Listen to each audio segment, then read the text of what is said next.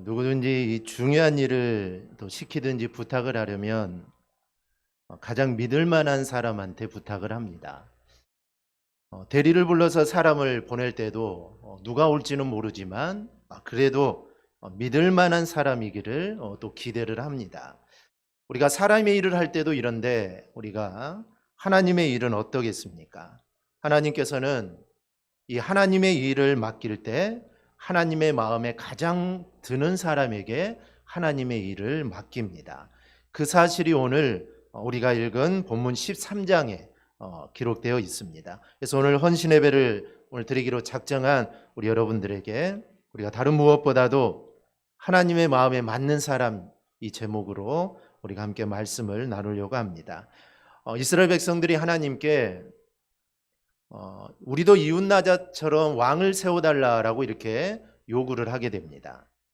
하나님께서는 그들의 요구를 받아들여서 이 사울이라는 왕을 세워주게 되죠. 처음에 사울은 겸손하고 또 하나님의 마음에 잘 맞는 사람이었습니다. 그런데 그가 왕이 되고 난 후에 그가 변질이 됩니다. 사람은 이 변질되는 게 가장 큰 문제입니다. 변질되자 이 왕이 안 된 것만도 못하게 되어버립니다. 어떤 사람은 목사가 되고 나서 더 교만해지고 변질이 되는 경우도 있습니다. 마찬가지로 사울은 왕이 된 후에 변질이 되어서 사울에게는 왕이 된 것이 오히려 그에게는 화가 되었습니다. 이럴 거였으면 차라리 왕이 되지 않고 그냥 평범하게 겸손하게 베냐민 지파의 한 사람으로 살아가는 것이 어찌 보면 더 좋았을 겁니다. 그런데 그는 왕이 되고 나서 오히려 그에게 화가 됩니다.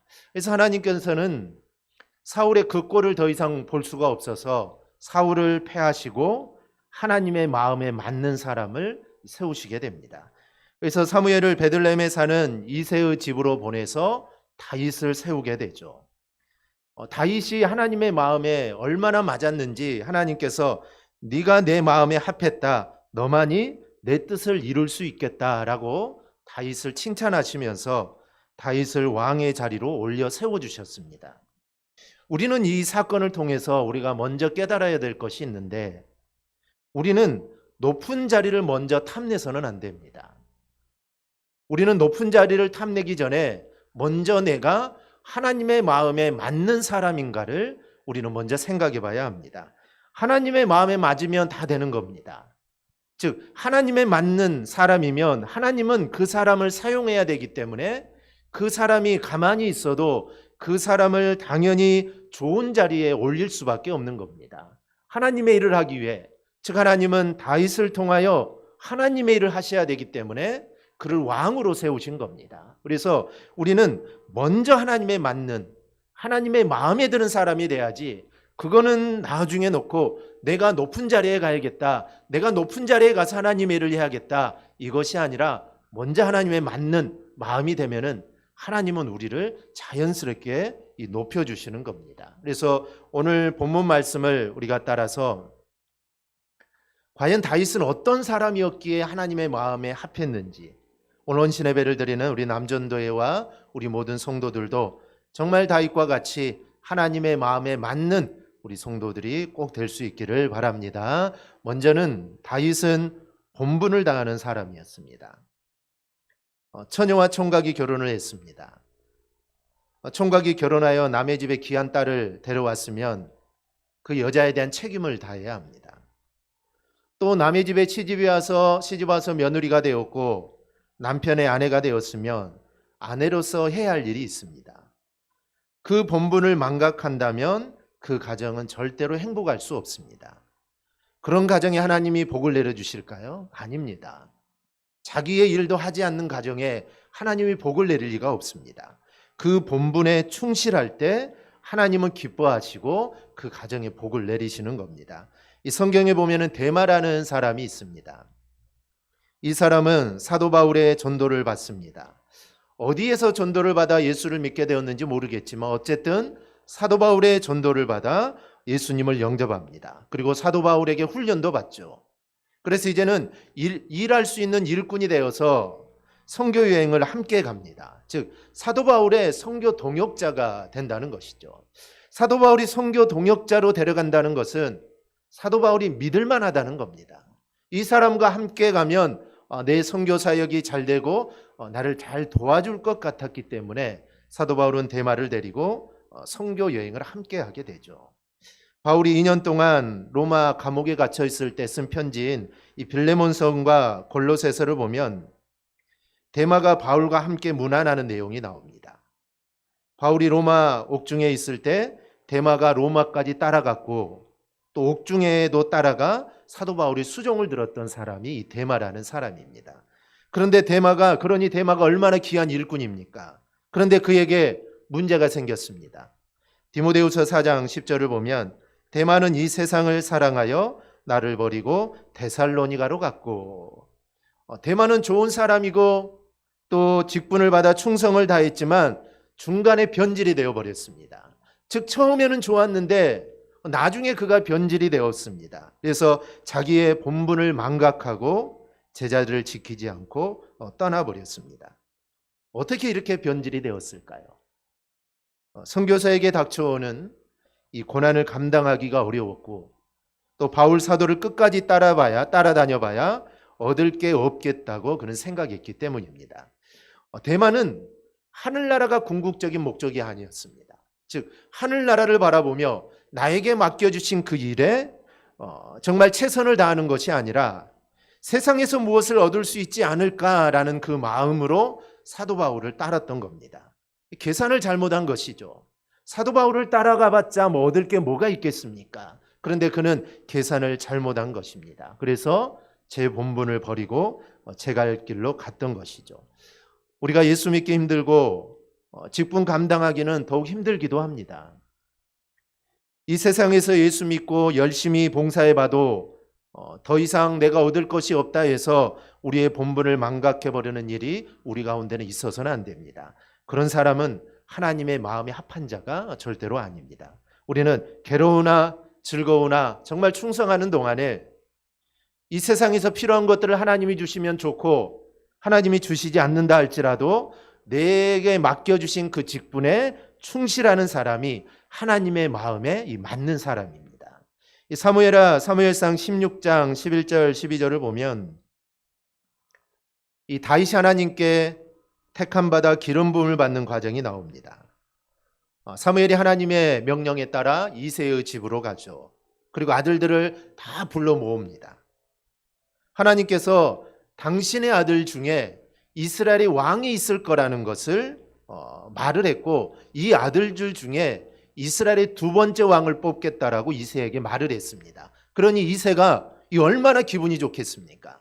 자기 아들 중에 왕이 나온다고 하니 그것도 그 당시 최고의 선지자인 사무엘이 말한 일이니 이거는 당연한 일이 이제 되어질 일입니다. 그러니 이새의 기쁨이 얼마나 좋겠습니까? 그래서 맏아들부터 불렀죠. 얼마나 늠름하고 잘생겼는지 사무엘이 생각할 때 이 사람이 이 엘리압이 왕의 감이다 라고 생각을 하고 기름을 부으려고 하는데 하나님이 기름을 붓지 말라라고 합니다. 너는 사람을 외모로 보지만 나는 절대로 사람을 외모로 보지 않는다. 둘째 아들 지나가고 셋째가 지나가도 아니라고 합니다. 아들이 전부 8명인데 7명이 다 지나갔는데도 하나님은 아니라고 합니다. 그때 사무엘이 이새에게 아들이 더 없습니까? 라고 묻자 아들이 한 명 더 있는데 그는 지금 들에서 양을 치고 있습니다. 그래서 그 아들을 데려오라고 합니다. 그 아들을 부랴부랴 데려왔더니 그런데 하나님께서 바로 이 사람이다. 이 다윗에게 기름을 부어라 라고 합니다. 하나님은 다윗을 왕으로 선택하시면서 어쩌면 그렇게 내 마음에 드느냐. 내가 내 뜻을 이루어야 하겠다라고 하시면서 그를 왕위의 자리에 앉혀주셨습니다. 다윗의 집의 식구가 10명이죠. 아들이 8명, 부모가 있으니 10명입니다. 그런데 양을 돌보는 일은 다윗의 몫이었습니다. 여러분, 양떼를 돌보는 일은 다윗에게만 주어진 소임이 아닙니다. 이스라엘은 당시 농사와 유목을 함께 했던 사이이기 때문에 형들도 당연히 양을 지켜야 했습니다. 그러나 형들은 양치는 일은 작은 일이고 지금 사무엘이 왔으니 사무엘과 함께 제사를 드리는 일, 이 일이 더 큰 일이니까 우리는 이 일을 할 테니 너는 양이나 지키고 있어라. 형들은 양을 지키는 일을 작은 일로 간주한 겁니다. 그리고 막내에게 맡겨버리고 자신들은 한가로운 시간을 보낸 것이죠. 여러분, 나에게 맡겨진 일이 마음에 들지 않을 때가 있습니다. 나는 이걸 하고 싶은데, 나는 교회에서 이걸 봉사하고 싶은데 나에게 맡겨진 일은 그게 아닙니다.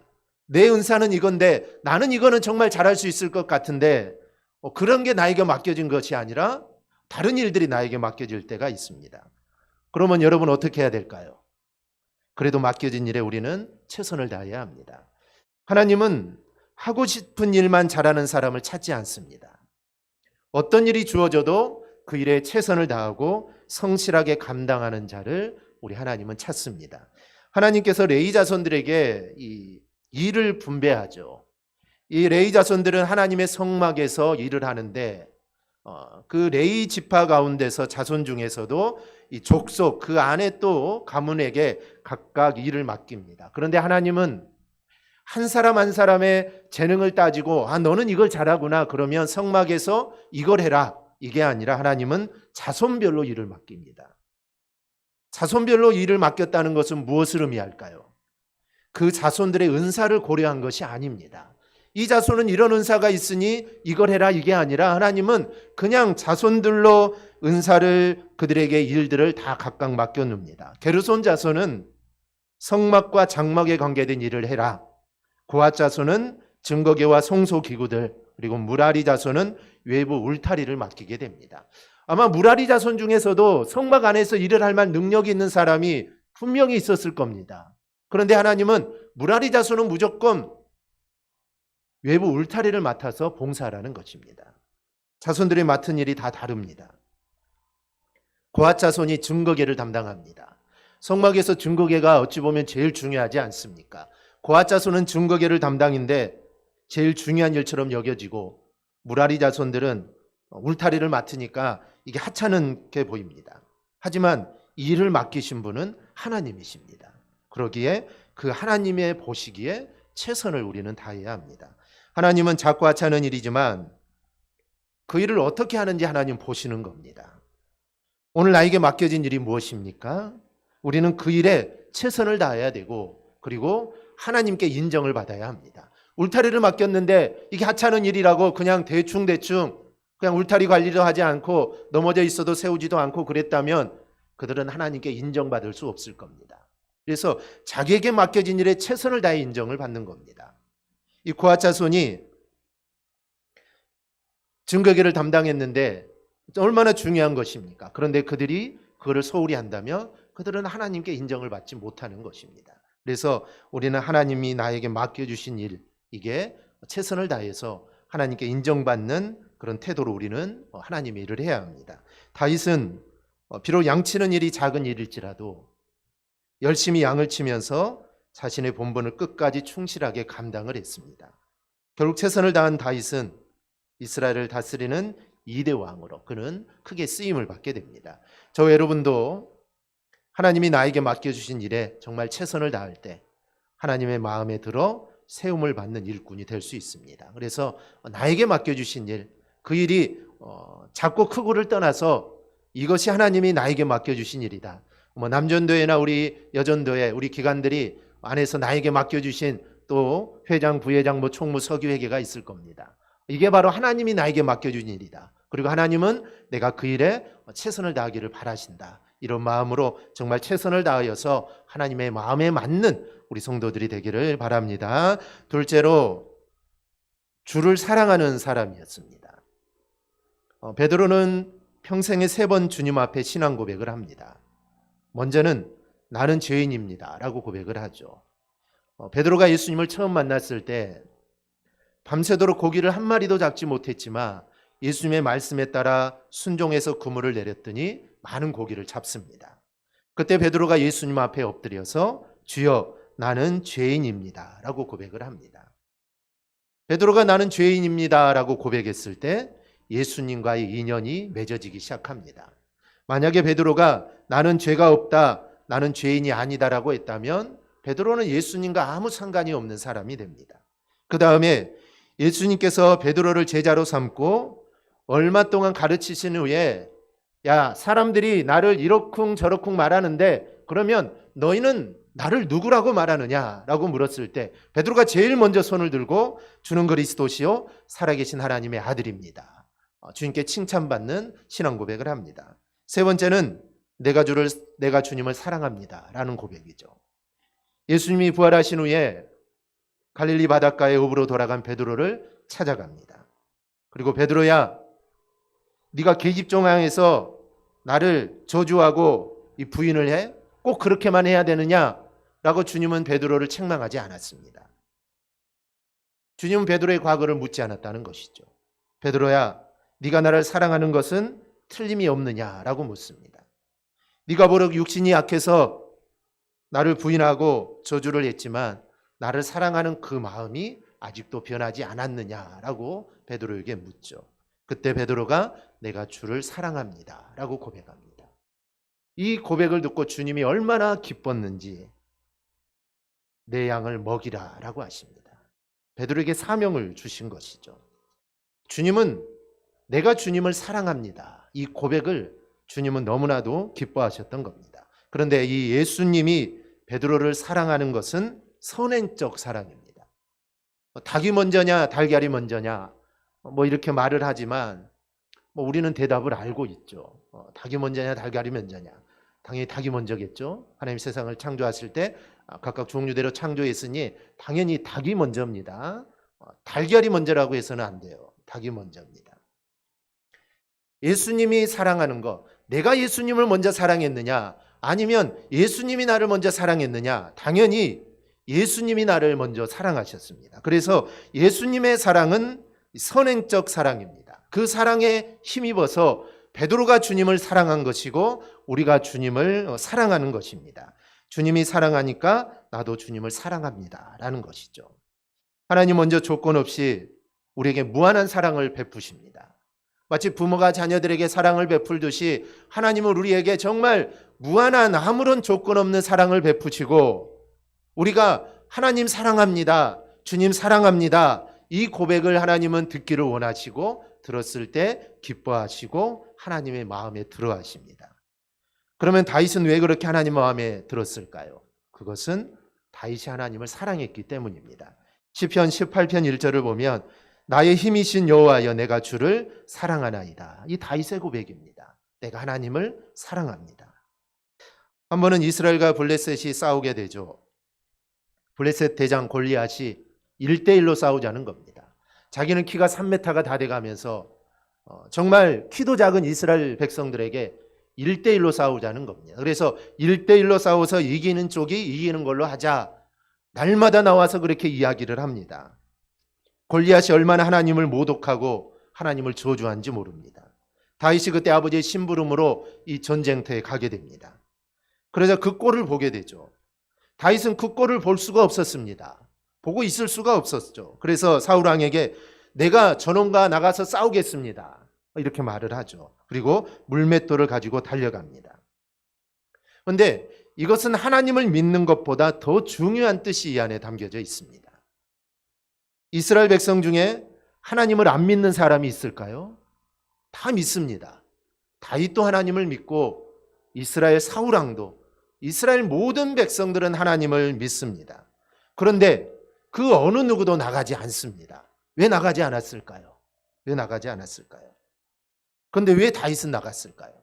그것은 다윗은 하나님을 사랑했기 때문에 하나님을 모욕하고 저주하는 저들을 가만히 놔둘 수가 없었던 겁니다. 여러분, 믿는 것과 사랑하는 것은 차이가 있습니다. 믿는 것과 사랑하는 것은 차이가 있습니다. 물론 믿음이 약하면 그럴 수도 있는데 가령 저분이 내 아버지가 틀림없다고 우리는 의심 없이 믿습니다. 여러분, 부모님을 내 진짜 아빠일까? 아닐까?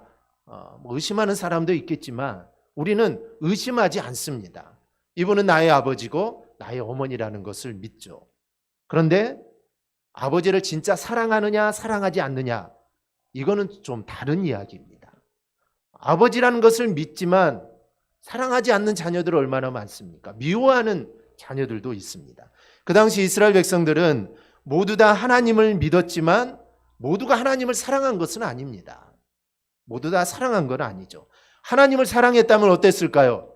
서로 나가려고 했을 겁니다.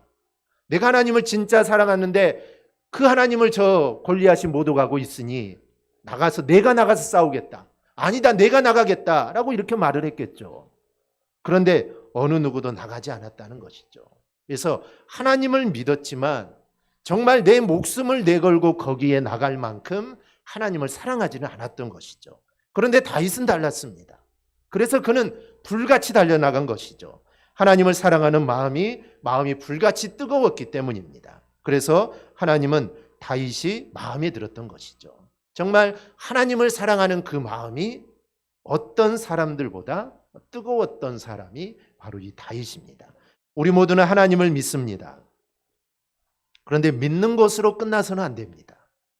우리도 하나님을 사랑하는 마음이 오늘 다윗과 같이 정말 불같이 일어나야 합니다. 어떤 사람이 우리의 부모님을 욕하면 가만히 있을 사람? 이 세상에 아무도 없습니다. 가서 따지든지 그렇게 하겠죠. 다윗은 그랬다는 것입니다. 그런 마음이 있었죠.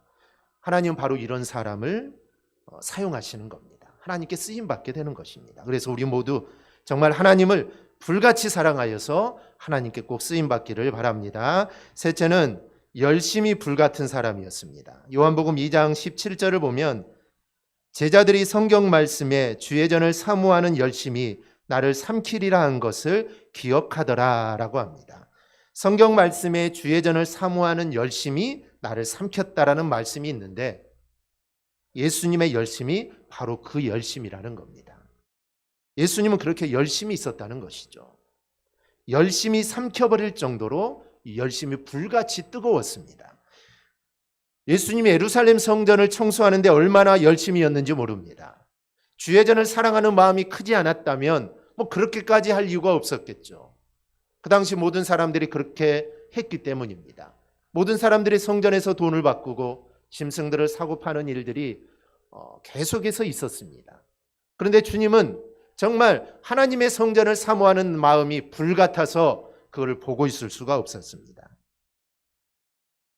그리고 성경 말씀에 주의 전을 사모하는 열심이 나를 삼켰다라고 한 이 열심에 삼킴받은 사람이 또 하나 있는데 그게 바로 이 다윗입니다.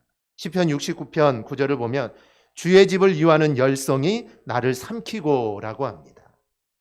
이것은 다윗에 대한 말씀인데 다윗의 열성에 대한 말씀입니다. 그래서 다윗은 언약궤를 예루살렘 성전으로 모셔오기를 정말 갈망했던 사람이 다윗이었고 그래서 하나님의 법궤를 예루살렘 성전으로 가지고 옵니다. 그리고 성전을 짓고 난 그 열성이 얼마나 컸습니까? 그래서 자신은 성전을 지을 수 없었기 때문에 성전을 지을 수 있는 재료들을 그는 다 구입하게 되었던 겁니다. 즉 주의 전을 사모하는 그 열심이 불같았기 때문에 그 같은 일을 할 수 있었던 것이죠. 이 강철왕 카네기가 이 철강업 경영에 온 정열을 쏟아붓고 있을 당시에 있었던 일입니다. 어느 아침 공장을 순시하고 있는데 한 철공 곁을 지나가다 발을 멈추었습니다. 그 철공은 맡은 일만을 열심히 하고 있습니다. 옆에 누가 왔는지 신경 쓰지도 않고 자기가 일하는 곳에 회장이 왔는데도 그거 신경 쓰지 않고 자기 일에만 열심히 하죠. 계속해서 그를 보았지만 그 자세는 한결같이 진지하고 자신감이 넘쳐 흘렸습니다. 카네기가 생각을 하죠. 야, 저 사람이야말로 이 회사를 맡겨도 책임지게 운영할 사람이구나. 그래서 그 사람을 사장실로 불러서 공장장을 좀 맡아달라라고 이렇게 말을 합니다. 그런데 이 어리둥절한 철공은 고개를 젓습니다. 사장님, 난 다른 일은 못합니다. 평생 해온 일이라곤 샘물에서 철관을 뽑는 일밖에 없는데요. 지금 일만 계속하도록 해주십시오. 어리둥절한 건 오히려 사장 쪽입니다. 공장장을 시켜준다는데 이제 그 일 하지 않아도 되고 직원들을 관리하면 되는데 싫다는 겁니다. 자기는 그 일을 평생 했기 때문에 다른 일은 할 수 없다라는 것이죠. 하지만 곧 그 심정을 이해할 수 있었습니다. 내가 생각이 부족했소. 당신이야말로 우리 회사의 가장 중요한 보배입니다. 당신은 세계 제1의 철공이니 오늘부터 대통령 봉급을 주겠소. 그래서 이 철공은 카네기 회사에서 가장 봉급을 많이 받는 사원이 되었다는 것입니다. 세상 일도 열심히 하는 사람은 성공합니다. 그 일이 어떤 일이든지 그 일에 열심을 다하면 성공을 하고 대접을 받습니다. 그러면 하나님의 일은 이거는 말할 필요가 없습니다. 하나님께서는 열심 있는 사람들을 세워주시고 열심 있는 사람에게 좋은 자리를 주시고 열심 있는 사람에게 모든 것을 다 베풀어 줍니다. 다윗의 열심이 하나님의 마음에 드셨던 겁니다. 그래서 하나님이 그를 높여주셨던 것이죠. 여러분, 하나님의 마음에 맞는 다윗은 이 본분을 다하는 사람이었습니다. 다윗은 다른 사람, 즉 형님들을 상관하지 않고 자기의 본분에만 충실했습니다. 또 하나, 주를 사랑하는 사람이었습니다. 또 하나, 열심이 불같은 사람이었습니다. 예수님의 열심과 견줄 만큼 다윗의 이 열심은 정말 대단했습니다. 그래서 하나님의 마음에 맞았던 것입니다. 그냥 다윗이 그냥 양만 잘 지키고 있고 그냥 하나님이 그래 너 나의 마음에 맞다라고 말을 했는데 그냥 단순하게 하나님이 마음에 맞다라고 말한 것이 아니라 다윗의 삶이 하나님의 마음에 맞는 삶이었기 때문에 하나님은 다윗에게 너는 내 마음에 맞다. 그래서 너를 통해 내가 내 일을 이루겠다라고 하신 것이죠. 그를 왕으로 세워주신다는 겁니다. 그리고 더 멀리 바라보면 너의 후손을 통해 메시아가 나오게 하겠다. 바로 하나님이 이루고자 하시는 그 메시아를 이 땅에 보내주신 그 일을 바로 너의 후손을 통해 내가 하겠다라는 것입니다. 사울을 통해서도 할 수 있었을 겁니다. 사울이 왕이었으니 사울을 통해서도 그 일을 할 수 있었을 것인데 하나님은 아니었습니다. 다윗 왕을 통해 다윗 너를 통해 내가 이 일을 이루겠다라고 하셨습니다. 오늘 헌신 예배를 드리는 우리 남전도 회원들도 하나님의 마음에 맞는 우리 성도들이 되기를 바랍니다. 내 자신을 맡겨주신 일에 충실하십시오. 그리고 주님을 사랑하십시오. 이 사랑하는 마음이 정말 내가 주님을 최고로 사랑해. 나는 그 어떤 사람들보다 주님을 사랑해. 베드로가 그러지 않았습니까? 나중에 주님을 부인하기도 했지만 베드로의 그 마음은 진실했습니다. 내가 주님을 사랑합니다. 다른 사람이 다 버릴지라도 나는 주님을 버리지 않겠습니다. 이 사랑은 진실한 사랑이었습니다. 이 환경이 그를 변질되게 했지만 그때 그 마음은 진실했습니다. 우리도 하나님을 사랑하는 마음이 정말 대단해야 합니다. 그리고 하나님을 향한 열심, 또 교회를 향한 열심이 우리 안에 불같이 일어나기를 바랍니다. 그래야 하나님의 마음에 드는 우리 남전도 회원들이 다 될 수 있기를 바랍니다. 그래 하나님께 귀하게 쓰임받는 우리 남전도 회원들 그리고 대강의 모든 성도들이 되기를 주님의 이름으로 축복합니다. 아멘. 기도하겠습니다.